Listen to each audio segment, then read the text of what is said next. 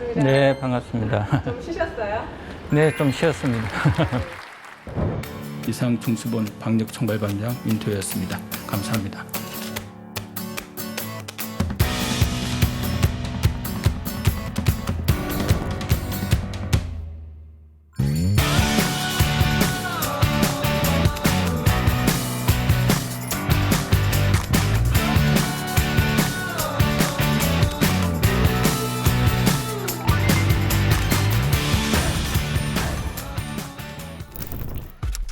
정신없이 일을 했던 것 같습니다. 일을 하는데 안 쉬운 점은 좀 있긴 하지만 또 후회 없이 일을 한 것 같긴 합니다. 네.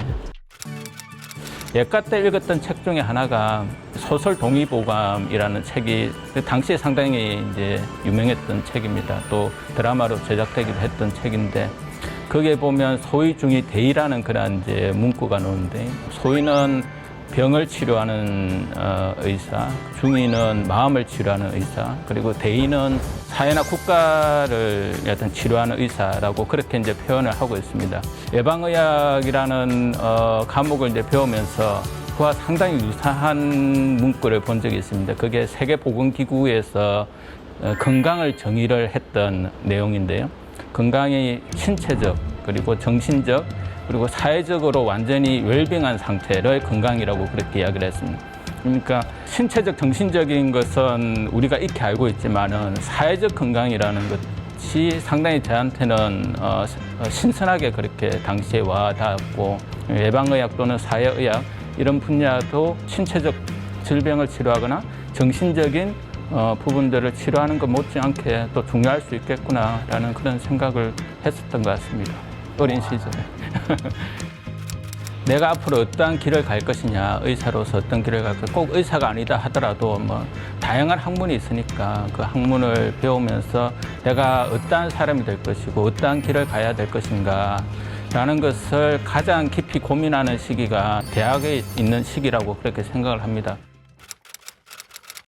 그게 가장 힘들었던 것이 사회적 거리두기 정책이 3단계로의 격상은 필수적인 사회적 경제적 활동을 제외한 모든 일상 활동의 정지를 의미하며 국민 경제활동 전체에 치명적인 영향과 모두에게 고통스러운 결과를 줄 수밖에 없습니다. 일상생활도 보장을 하면서 방역적인 효과도 같이 거둬야 되는 두 마리 토끼를 동시에 잡아야 되는 그런 상황들이 가장 힘들었고 그러한 고민들의 연속이었던 것 같습니다. 사실 이제 사회적 거리두기를 하면서 이해관계자들의 의견들을 상당히 많이 듣습니다. 특히 자영업자나 소상공인들도 동일한 집단은 아니시거든요. 똑같은 자영업자 소상공인이라고 그렇게 치부하면서 거리두기를 할 수가 없는 그런 상황들이기 때문에 그런 어떤 목소리를 다 듣고 또 이게 이제 중앙정부만 해서는 될 일이 아니고 지자체가 결국에는 현장을 움직이는 집행을 이제 하게 되니까 지자체의 의견들을 다 이제 들어야 되고 그런 어떻게 보면 협의의 과정, 소통의 과정, 거기에서 어떤 균형점을 찾는 과정의 연속이 이 사회적 거리두기 정책이 아니었던가 싶습니다. 가장 큰 문제가 이제 인력의 문제. 장기화되다 보니까 사람들이 계속 이제 지치는 거죠. 국민들께서도 많이 지치시지만 현장에서 일을 하시는 분들은 상당히 많이 이제 지칩니다. 특히 일선에 있는 보건소에 있는 분들 그리고 공공병원에 계시는 분들 또 병원에 계시는 분들 방역 업무에 종사하시는 그런 분들이 같이 움직여져야 결국에는 감염병에 대해서 대응을 할 수 있다라는 것이거든요. 근데 대응이라는 것은 결국 현장이 움직이는 것입니다.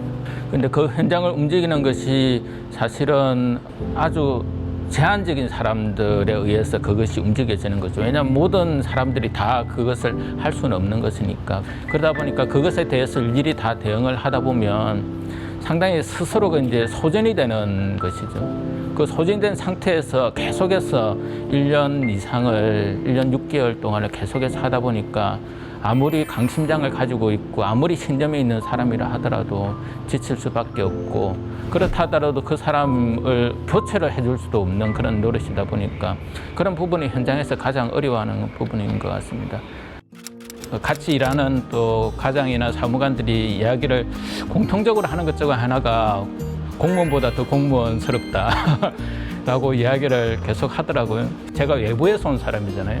그 내부에서 온 사람답지 않게 정말 나름대로 책임감을 가지고 어떻게 보면 좀 열정적으로 일을 한다라는 그러한 의미로 저보고 그렇게 이야기를 했다라고 나중에 제가 들었었습니다. 그래서 공무원이 해줄 수 있는 가장 큰 칭찬이다 라고 그렇게 이야기를 하는 거 보고 아, 내가 헛되이 살지는 않았구나 그런 생각을 했던 것 같습니다. 네.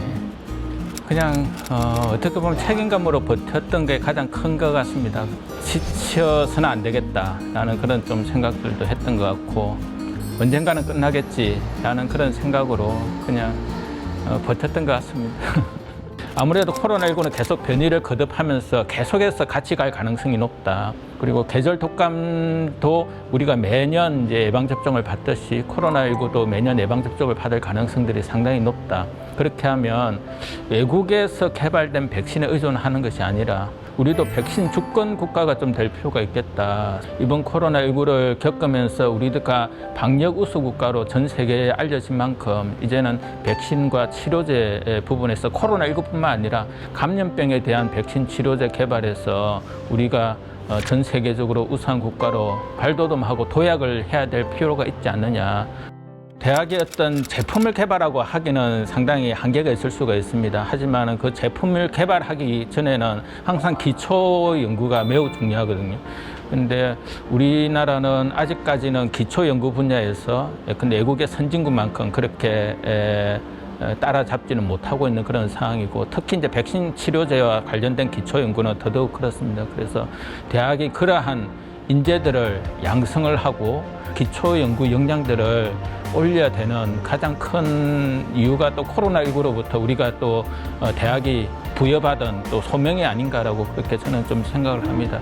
특히 부산대학교는 지역의 또 거점 국립대학교고 사회에 또 기여를 할 수 있도록 하는 인재를 양성하는 것이 무엇보다 중요하지 않을까라는 그런 생각을 합니다. 네.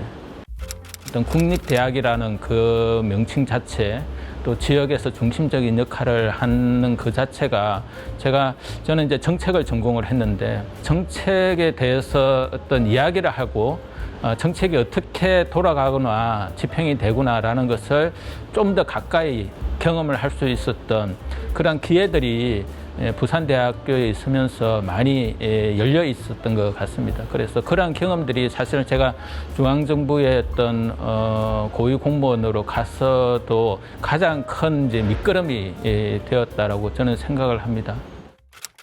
그거는 너무 가분한 이야기신데, 네. 저는 항상 꿈을 가졌으면 좋겠다. 이룰 수 없는 꿈이라 하더라도 꿈을 가졌으면 좋겠다. 그렇게 되면 언젠가는 그 꿈이 이루어지게 되고, 또 그 꿈이 이루어지지 못한다 하더라도 그 꿈을 쫓아가는 그 과정에서 그만큼 성숙해지고 그만큼 더 발전이 이루어진다라고 그렇게 생각을 합니다. 두 번째는 본인의 시각으로 세상을 봤으면 좋겠다. 처음부터 본인이 어떤 정체성, 그리고 본인만의 어떤 세계관을 가지는 것 자체가 쉽지는 않은데, 그렇지 않으면 항상 남의 말을 전달하는 것밖에는 되지 않습니다. 그렇다 보면 어떤 소통에서도 한계가 있고, 나의 이야기를 또 상대방과 이야기를 할 때도 스스로 한계를 느낍니다. 본인만의 어떤 세계관, 본인만의 어떤 시각을 가지고 세상을 바라보는 그러한 노력들을 끊임없이 했으면 좋겠다. 예측했으면 안 들어갔겠죠. 그래도 하긴 했을 것 같아요. 왜냐하면 제가 제 개인적으로 상당히 의미가 있었다라고 생각을 합니다. 사회에 기여할 수 있는 기회가 되었고, 감염병도 어떻게 보면 큰 영역에서 또 공공의료의 공공보건의 한 영역이기 때문에 거기에 대해서 좀 더 우리 사회가 어떻게 감염병에 대응하기 위해서 공공의료 체계가 좀 더 강화 발전돼야 될 것이냐. 과거에는 고민하지 못했던 또 새로운 시각으로 또 바라보게 되었던 그런 어떤 중요한 계기가 되었던 것 같고, 무엇보다도 그만큼 고생을 했지만 제 인생에서 가장 큰 보람을 느꼈던 시기이기도 하다라고 그렇게 지금 현재는 생각을 하고 있습니다. 3년 3개월에 외도를 하고 왔으니까 이제는 좀 더 앞으로 2학기 때 학생들 교육을 어떻게 해야 될 것인가에 대해서 좀 준비도 하고, 코로나19와 사투를 벌여왔던 1년 5개월의 어떤 시기를 나름대로 정리를 좀 해볼까 지금 하고 있고, 여러 사람들한테 이런 부분들을 널리 알림으로 인해서 좀 더 이 분야에 또 고민을 하려고 하는 사람들한테 또 나의 경험들을 공유를 해줄 수 있는 그런 어떤 매개체가 될 수도 있겠다라는 그런 생각이 들어서 한번 욕심을 내고 책을 만들어 볼까 지금 생각을 하고 있습니다. 우리가 살아왔던 평범한 나날들이 다 얼마나 소중한지 알아버렸죠. 당연히 끌어안고 당연히 사랑하던 날 다시 돌아올 때